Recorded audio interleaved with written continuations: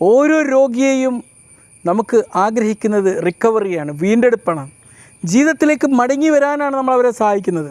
തീർച്ചയായിട്ടും നമ്മൾ ഒരു ആക്സിഡൻ്റ് ആയൊരു വ്യക്തി അല്ലെങ്കിൽ ഒരു ക്യാൻസർ വന്നൊരു വ്യക്തി, അവരൊക്കെ എങ്ങനെയാണോ നമ്മൾ ജീവിതത്തിലേക്ക് തിരിച്ചു കൊണ്ടുവരാൻ വേണ്ടി ശ്രമിക്കുന്നത്, അതേ ശ്രമം ലഹരിക്കടിമപ്പെട്ടവരിലെയും തിരിച്ചു കൊണ്ടുവരുന്നത് നമുക്കുണ്ടാവണം എന്നുള്ളതാണ്. പലപ്പോഴും അവരോട് ചെറിയൊരു അവഗണന നമ്മുടെ സമൂഹം കാണിക്കുന്നുണ്ട് എന്നുള്ളത് നമ്മൾ അതുപോലുള്ള കാര്യങ്ങൾ തിരുത്താൻ വേണ്ടി കൂടിയാണ് ഈ ലഹരി വിരുദ്ധ ദിനത്തിൽ ഇതുപോലൊരു കോഴ്സ് ഞാൻ സബ്മിറ്റ് ചെയ്യുന്നത്. തീർച്ചയായിട്ടും ഈ ഒരു അഡിക്ഷൻ എന്നുള്ളത് നമുക്ക് ചികിത്സിക്കാൻ പറ്റുന്ന ഒരു മെഡിക്കൽ പ്രശ്നം തന്നെയാണ്. നമ്മൾ ഈ റിക്കവറിയുടെ ഈ വീണ്ടെടുപ്പിൻ്റെ ഏത് സ്റ്റേജിലാണ് എന്നുള്ളത് നമുക്ക് ഈ ഒരു മോഡ്യൂൾ പഠിച്ചു കഴിയുമ്പോൾ നമുക്ക് മനസ്സിലാകും. എന്തൊക്കെയാണ് ഡീടോക്സിഫിക്കേഷൻ, എങ്ങനെ ആർക്കൊക്കെയാണ് കൗൺസിലിംഗ് കൊടുക്കേണ്ടത്, എന്തൊക്കെ മെഡിക്കേഷൻസ്, എങ്ങനെയാണ് ഇതിനെ റീഹാബിലിറ്റേഷൻ ചെയ്യേണ്ടത് എന്നതിനെക്കുറിച്ച് നമുക്ക് മനസ്സിലാകും. പിന്നെ വീണ്ടും ഈ ഒരു റിക്കവറി സ്റ്റേജിൽ അഡിക്ഷൻ ഉണ്ടായവർക്ക് അവരോട് എങ്ങനെ നമുക്ക് എമ്പത്തറ്റിക്കലായിട്ട് പെരുമാറാമെന്നതിനെക്കുറിച്ച് നമ്മൾ പഠിക്കും. ഒരു പേഴ്സണൽ റിക്കവറി സപ്പോർട്ട് പ്ലാൻ നമുക്കുണ്ടാക്കിയെടുക്കാൻ പറ്റും. നമുക്ക് അറിയാം ഈ ഒരു ലഹരിയിൽ നിന്ന് മോചിതരായിരുന്ന അതിൽ നിന്നൊരു വീണ്ടെടുപ്പ് സാധ്യമാണ് എന്നുള്ളതാണ്. പലരെയും ഒരു ധാരണ എന്താണ്, ലഹരിക്ക് അടിമപ്പെട്ട ആ വ്യക്തി ഒരിക്കലും രക്ഷപ്പെടാൻ പോകുന്നില്ല എന്നുള്ളതാണ്. ഇത് തെറ്റായ ഒരു കാഴ്ചപ്പാടാണ്. വീണ്ടെടുപ്പ് സാധ്യമാണ്. ഓരോ ദിവസവും ആയിരക്കണക്കിന് ആളുകൾ ലഹരി ഉപയോഗിച്ച് പുതിയ ജീവിതത്തിലേക്ക് തിരിച്ചു വരുന്നുണ്ട്. വീണ്ടെടുപ്പ് എന്ന് പറഞ്ഞാൽ നമ്മൾ മനസ്സിലാക്കണം, അതൊരു പൂർണ്ണതയല്ല. ഓരോ ദിവസവും നമ്മളെടുക്കുന്ന നല്ല തീരുമാനങ്ങളുടെ ഒരു തീരുമാനങ്ങളാണ് ഇതിലേക്ക് അയച്ചുമെടുക്കുന്നത്. അഥവാ ലഹരി ഉപയോഗിച്ച് അതിൽ നിന്നൊക്കെ മോചിതരായി വീണ്ടും ഒന്ന് ലഹരിയിലേക്ക് പോവുക എന്നുള്ളതൊരു പരാജയമല്ല. അത് നമുക്ക് ചികിത്സ കൂടുതൽ ശക്തമാക്കേണ്ട സൂചന മാത്രമാണ് നൽകുന്നത്. തീർച്ചയായിട്ടും ഒരു വാക്ക് നിങ്ങൾ എഴുതുക. എന്തുകൊണ്ടാണ് റിക്കവറി അല്ലെങ്കിൽ ഒരു വീണ്ടെടുപ്പ് സാധ്യമാണ് എന്ന് ഞാൻ വിശ്വസിക്കുന്നത്? തീർച്ചയായിട്ടും റിക്കവറിയുടെ അല്ലെങ്കിൽ ഈ വീണ്ടെടുപ്പിൻ്റെ ചില ഘട്ടങ്ങളുണ്ട്, 5 ഘട്ടങ്ങൾ. അപ്പോൾ നമുക്കൊന്ന് ചർച്ച ചെയ്യാം. ഒന്നാമത്തെ ഘട്ടം, ഞാൻ ഇന്നാലിന്ന വസ്തുവിന് അടിമപ്പെട്ടു എന്നുള്ളത്, ഈ പ്രശ്നത്തെ അംഗീകരിക്കുക എന്നുള്ളതാണ്. നമ്മൾ ഗെയിം സ്ഥിരമായിട്ട് കഴിച്ചുകൊണ്ടിരിക്കുകയാണ്, അല്ലെങ്കിൽ നമ്മൾ സ്ഥിരമായി സോഷ്യൽ മീഡിയ സ്ക്രോൾ ചെയ്തുകൊണ്ടിരിക്കുകയാണ്, അല്ലെങ്കിൽ MDMA അങ്ങനത്തെ എന്തെങ്കിലും വസ്തുക്കൾക്ക് അടിമപ്പെട്ടിട്ടുണ്ടെങ്കിൽ ഈ പ്രശ്നത്തെ അംഗീകരിക്കുക എന്നുള്ളതാണ് ആദ്യം ചെയ്യേണ്ടത്. രണ്ടാമത്തേത് എന്ന് പറഞ്ഞു കഴിഞ്ഞാൽ മാറ്റം തീരുമാനിക്കുക, ഐ വാണ്ട് ടു ചേഞ്ച്. മൂന്നാം ഘട്ടം ചികിത്സ ആരംഭിക്കുകയാണ്. നാലാം ഘട്ടം ഇതിന് ആൾട്ടർനേറ്റീവായിട്ടുള്ളൊരു പുതിയ ജീവിതശൈലി പഠിച്ചെടുക്കലാണ്. പിന്നെ ഈ വീണ്ടെടുത്തത് നിലനിർത്തി പോകുക എന്നുള്ളതാണ് 5-ാം ഘട്ടത്തിൽ നമ്മൾ ചെയ്യേണ്ടത്. ഇന്നത്തെ ഒരു ആക്ടിവിറ്റി, ഈ ഘട്ടത്തിൽ ഏറ്റവും ഡിഫിക്കൽട്ടായിട്ട് നിങ്ങൾക്ക് തോന്നുന്നൊരു ഘട്ടം ഏതാണ് എന്നുള്ളതൊന്ന് എഴുതി വെക്കുമോ. ലഹരി അടിമപ്പെട്ടവർക്ക് ലഹരിയിൽ നിന്ന് വിമുക്തരാവാൻ നിൽക്കുന്ന പ്രൊഫഷണൽ ചികിത്സ അതെങ്ങനെയാണ്? തീർച്ചയായിട്ടും അത് ഓരോ വ്യക്തികൾക്കും ഓരോ രോഗിക്കും അത് വ്യത്യസ്തമായിരിക്കും. ഓരോ വസ്തുവിനും വ്യത്യസ്തമായിരിക്കും.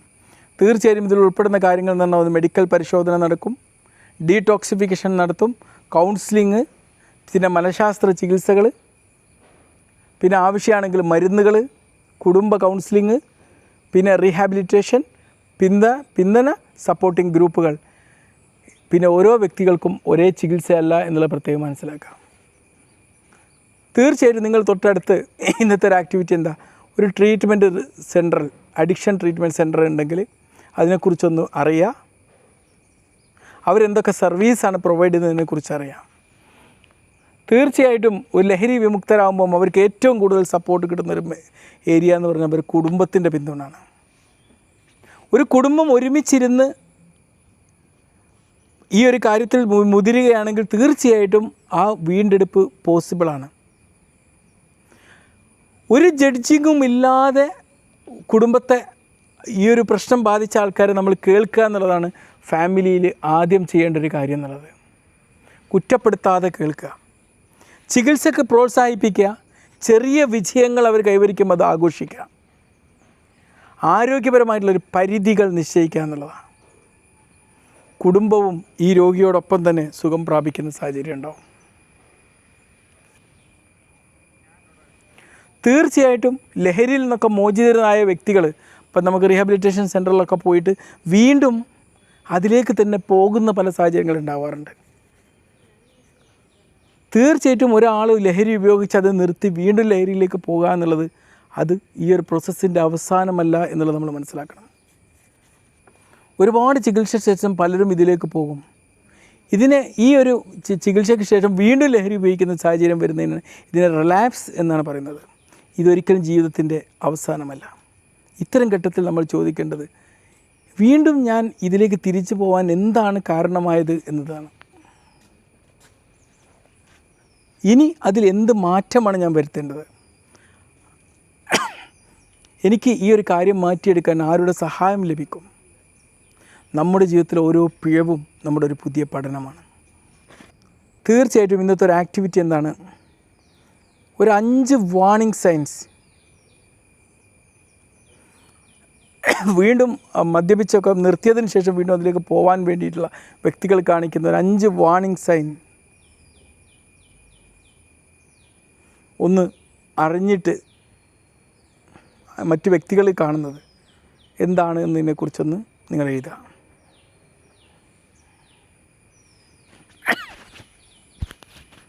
തീർച്ചയായിട്ടും ലഹരി ഉപയോഗിക്കുന്ന ഒരു വ്യക്തി അവർ പലപ്പോഴും വിചാരിക്കുന്നത് എൻ്റെ ജീവിതം എന്ന് പറഞ്ഞാൽ ഇതാണെന്നാണ്. ലഹരിക്കപ്പുറമാണ് ജീവിതമുള്ളത്. A life beyond addiction.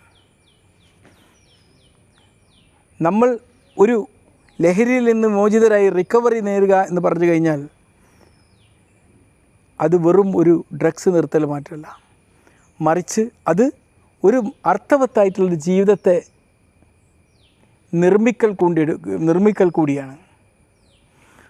അപ്പോൾ ഈ ലഹരി ഇല്ലാത്തൊരു ലോകത്ത് നമ്മൾ എന്തൊക്കെ കെട്ടിപ്പടുത്തണം? നമ്മുടെ ആരോഗ്യം, നമ്മുടെ മാനസിക സമാധാനം, കുടുംബ ബന്ധങ്ങൾ, നല്ല ജോലിയിലുള്ള പെർഫോമൻസ്, വിദ്യാഭ്യാസം, മറ്റുള്ളവരെ സഹായിക്കുക, ജീവിത ലക്ഷ്യം, മറ്റുള്ളവരോട് നന്ദി കാണിച്ചൊരു മനസ്സ് എന്നിവയൊക്കെ നമ്മൾ ഉണ്ടാക്കിയെടുക്കണം. നിങ്ങളുടെ ഭാവി എന്ന് പറഞ്ഞു കഴിഞ്ഞാൽ നിങ്ങളുടെ ഭൂതകാലത്തേക്കാൾ വലുതാണ് എന്ന് മനസ്സിലാക്കുക. തീർച്ചയായിട്ടും ഇന്നത്തെ ഒരു അസൈൻമെൻറ്റ് എന്ന് പറഞ്ഞു കഴിഞ്ഞാൽ നമ്മുടെ ഒരു പേഴ്സണൽ റിക്കവറി പ്ലാൻ തയ്യാറാക്കുക എന്നുള്ള ഒരു വീണ്ടെടുപ്പ് യാത്രയുടെ ഒരു പദ്ധതി തയ്യാറാക്കുക എന്നുള്ള. ഞാൻ എന്തുകൊണ്ട് മാറണം? അതിൽ നമ്മൾ ഉൾപ്പെടുത്തണം. എന്തുകൊണ്ട് ഞാൻ മാറണം? എന്നെ സപ്പോർട്ട് ചെയ്യുന്ന, എന്നെ പിന്തുണക്കുന്നവർ ആരൊക്കെയാണ്? ഞാൻ ദിവസേന ചെയ്യേണ്ട നല്ല ശീലങ്ങൾ എന്തൊക്കെയാണ്? ഞാൻ അടിയന്തരമായി എന്തെങ്കിലും ഒരു പ്രശ്നം ഉണ്ടായിക്കഴിഞ്ഞാൽ ബന്ധപ്പെടേണ്ടവർ ആരൊക്കെയാണ്? എൻ്റെ ദീർഘകാല ലക്ഷ്യങ്ങൾ എന്തൊക്കെയാണ്? വീണ്ടും ലഹരിയിലേക്ക് പോകുന്നത് തടയാൻ വേണ്ടി, റിലാപ്സ് ഒഴിവാക്കാൻ വേണ്ടി ഞാൻ എന്തൊക്കെ മാർഗങ്ങളാണ് സ്വീകരിക്കേണ്ടത്? വീണ്ടെടുപ്പ് എന്നത് പഴയ ജീവിതത്തിലേക്ക് മടങ്ങുക മാത്രമല്ല, അതിലും മികച്ച ഒരു പുതിയ ജീവിതം സൃഷ്ടിക്കുക എന്നതാണ്. പ്രതീക്ഷ, ചികിത്സ, ആരോഗ്യപരമായ ശീലങ്ങൾ, കുടുംബത്തിൻ്റെയും സുഹൃത്തുക്കളുടെയും പിന്തുണ, തുടർച്ചയായ പരിശ്രമം എന്നിവയാണ് വീണ്ടെടുപ്പിൻ്റെ റിക്കവറിയുടെ അടിസ്ഥാനം. ശരിയായ ചികിത്സയും പിന്തുണയും ലഭിച്ചാൽ ലഹരിയിൽ നിന്ന് മോചിതരായി ആരോഗ്യപരമായും അർത്ഥവത്തമായ ജീവിതം നയിക്കാൻ കഴിയും എന്നുള്ളതാണ്.